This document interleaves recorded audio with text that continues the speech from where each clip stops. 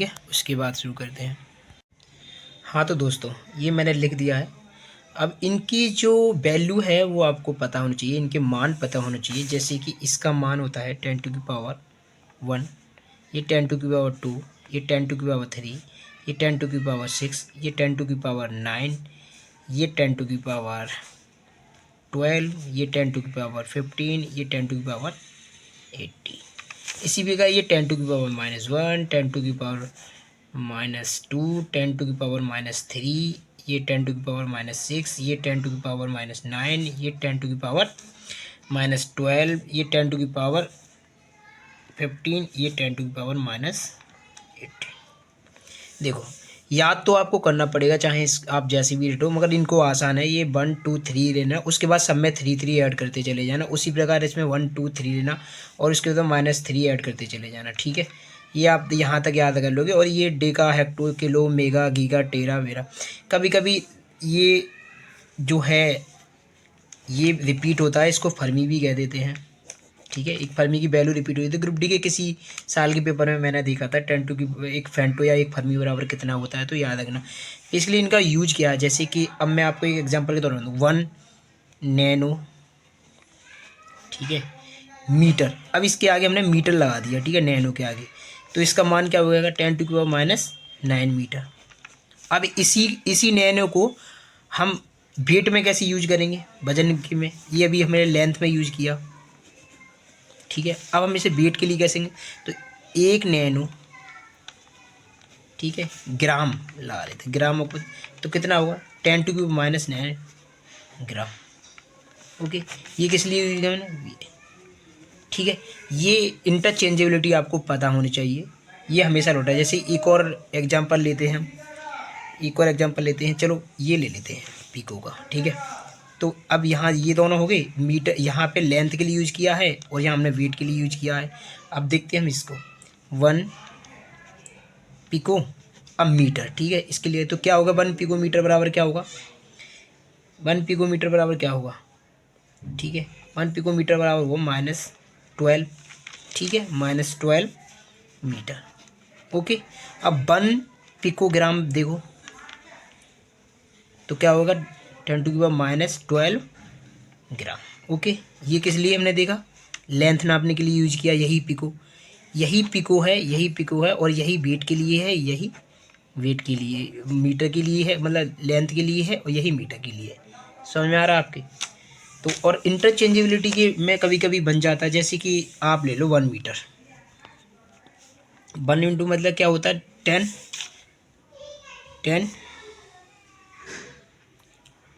10 decimetre. Okay, 10 decimetre. Okay, 10 decimetre equal to 100 cm, ठीक है, मतलब सेंटीमीटर। 100 1000 मिलीमीटर। ओके, अब इसी को आगे चेंज करोगे तो आप क्या आएगा?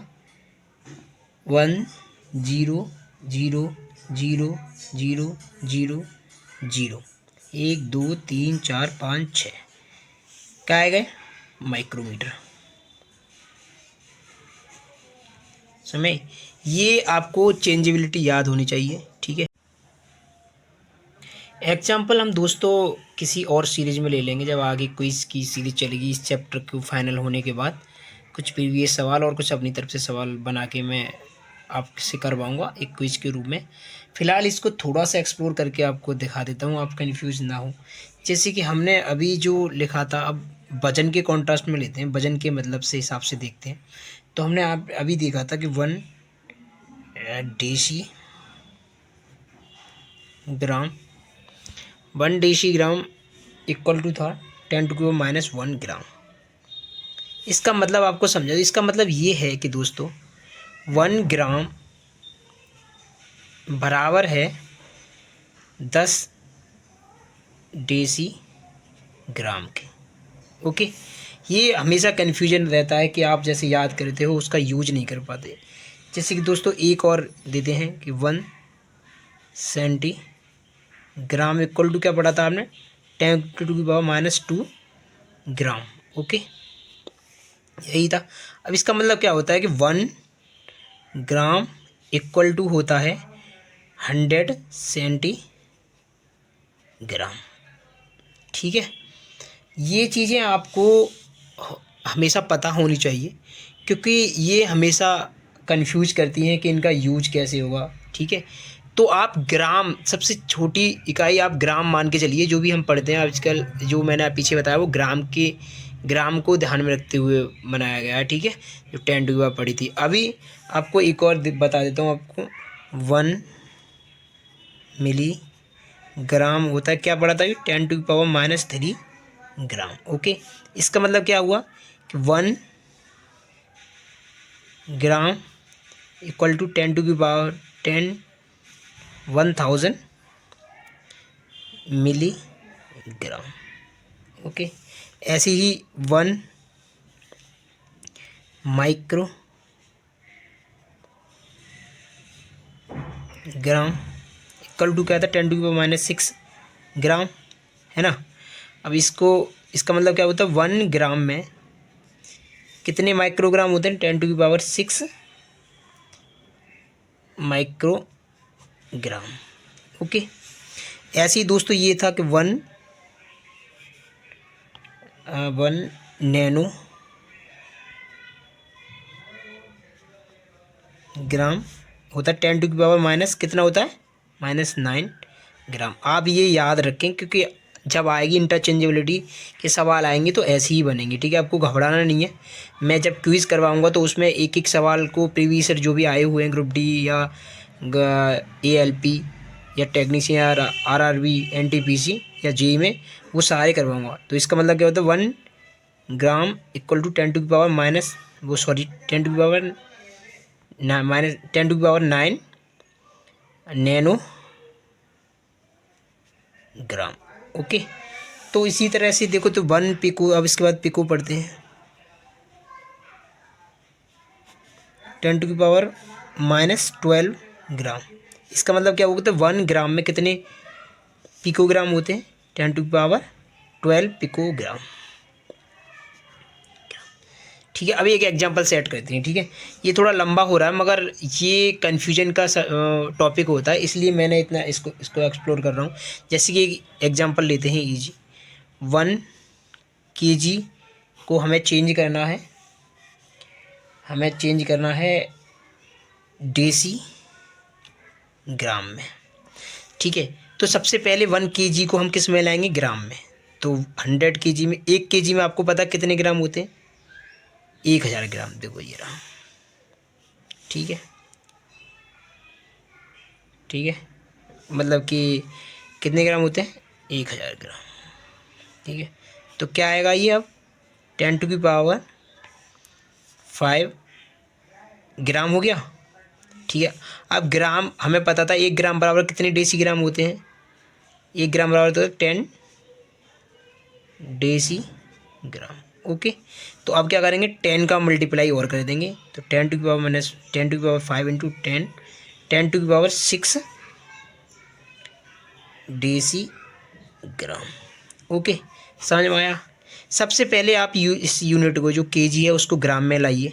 ठीक है, ग्राम आपको पता है कि 1000 ग्राम होता है कि, अब ग्राम तो आपने पढ़ रखा है पीछे, देखो ये रहा कि 1 ग्राम बराबर कितना होता है, 10 डेसी ग्राम। ओके, तो अब क्या है, 10 की मल्टीप्लाई करते तो डेसी ग्राम में आ जाएगा। तो 100 kg इक्वल टू कितना होगा, 10 टू पावर 6 डेसी ग्राम।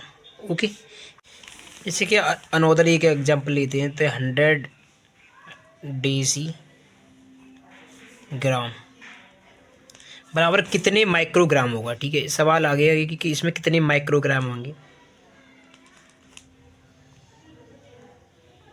ग्राम होंगे। ठीक है, तो दोस्तों कुछ नहीं करना, ये आपको डेसी ग्राम है, आप सीधा ऐसा करो कि आप बेसिक पे लौट के आओ। हम बेसिक क्या मान के चलते हैं, अपना ग्राम। तो आपको पता है कि 1 ग्राम बराबर कितना होता है, 100 डेसी ग्राम। ठीक है, 1 ग्राम बराबर 100 डेसी ग्राम में, तो आपको वापस लौट के आना पड़ेगा डेसी ग्राम में। तो क्या करेंगे, 10 का इसमें 10 से डिवाइड कर देंगे। ठीक है, 10 से डिवाइड करेंगे तो क्या आ जाएगा भाई, ग्राम में आ गया। ठीक है, अब तो आसान होगा। अब क्या पूछा है, अब आपको 10 ग्राम में कितने माइक्रोग्राम होते हैं, ये पूछा है। अब सवाल ये हो, 10 माइक्रोग्राम कितने होते हैं। ठीक है दोस्तों, अब आपको पता है कि 1 ग्राम में कितने माइक्रोग्राम होते हैं, 10⁻6 माइक्रोग्राम। ठीक है, माइक्रोग्राम। तो अब आपको यहाँ रखना है 10 पहले से ही था और 10⁻6 माइक्रोग्राम हो गया। क्या होगा, 10⁻7 माइक्रोग्राम। ठीक है दोस्तों, आपको बेसिक का पढ़ना, मतलब उसमें हम किसको बेस मानते हैं, ग्राम को बेस मानते हैं, ये चीज़ आपको पकड़नी है। ठीक है, ग्राम पे लौट के आना है, फिर ग्राम से ऊपर जाना है। इसी तरह से लिखते हैं 10⁻7 माइक्रोग्राम चेंज इंटू ग्राम। ठीक है, आप क्या करोगे दोस्तों, ठीक है, तो आप क्या करोगे, आपको पता है 1 ग्राम बराबर कितना होता है, 1 ग्राम कितना होता है दोस्तों, 1 ग्राम बराबर होता है आपको 10⁻6 माइक्रोग्राम, ये तो आपको पता ही है। ठीक है, तो उसको ग्राम में चेंज करेंगे तो क्या करेंगे, 10 इंटू 10⁻6 माइक्रोग्राम, की बात वही है। ठीक है, तो आपको पता है ये क्या है, 1 ग्राम की वैल्यू तो क्या होगा 10 ग्राम, तो कितना आ जाएगा 10 ग्राम का आंसर आ जाएगा। ओके, आप बार बार प्रैक्टिस करना, आपसे आ जाएगा, मतलब इसमें इतना ज़्यादा टाइम नहीं, आप ये रट भी लोगे तो भी आ जाएगा, एक सवाल बन जाता है कभी कभी, इसलिए इसको मैं इतना समझा रहा हूँ। ठीक है।